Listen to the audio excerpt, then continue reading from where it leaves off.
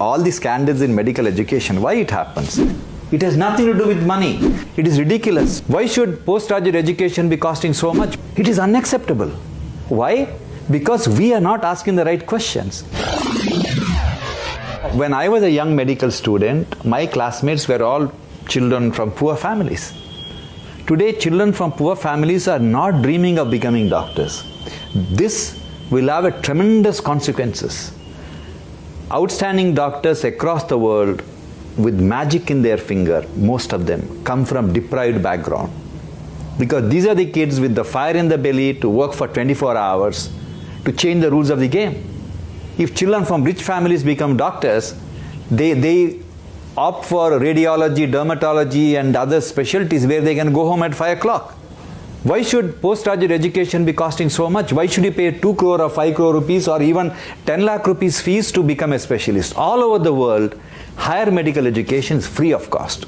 So essentially, the problem is, all the problems what's happening in the healthcare is not because of the government. It is because the privileged society doesn't ask the right question. Why every 12 minutes a pregnant lady should die during childbirth? Why 3 lakh children die the day they are born? Why 1.2 million children die before celebrating the first birthday? It is unacceptable. Why?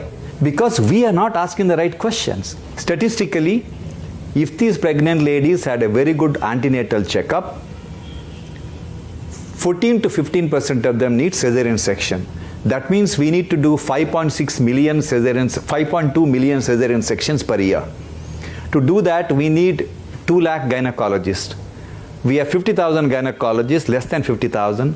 Half of them don't practice obstetrics because they don't want to be woken up at night, and all of them live in cities, and 60% of children are born in rural India. We need 2 lakh anesthetists. We have less than 50,000 anesthetists.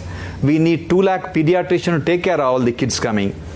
We have less than 50,000 pediatricians. We need at least 1.5 lakh radiologists. We have less than 10,500 radiologists. Then how do you expect the maternal mortality to come down? It has nothing to do with money. This country doesn't require additional budgetary allocation.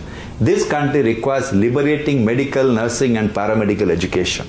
We have a serious shortage of undergraduation seats and a post-graduation seats. Let's look at that. Is the reason why all the corruption happens, all the scandals in medical education, why it happens? Because there are very few seats. If 10 lakh people apply, if there are only 60,000 seats, naturally there will be a lot of money changing hands. Now, first thing is how a medical college is built. It costs 400 crore rupees to build a medical college. If you go to Caribbean region, there are 35 medical colleges which are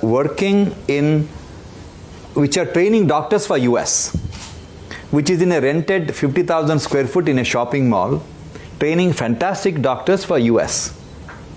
Why are you spending 400 crore rupees and creating this edifice? It is ridiculous. All over the world, medical colleges do not have this rigid requirement. Medical colleges don't require 140 faculty members to train 100 students. 140 faculty members can run a medical college with 1,000 students. So when the whole world has changed, we haven't changed. So today what we have done, we have made medical education as an elitist affair.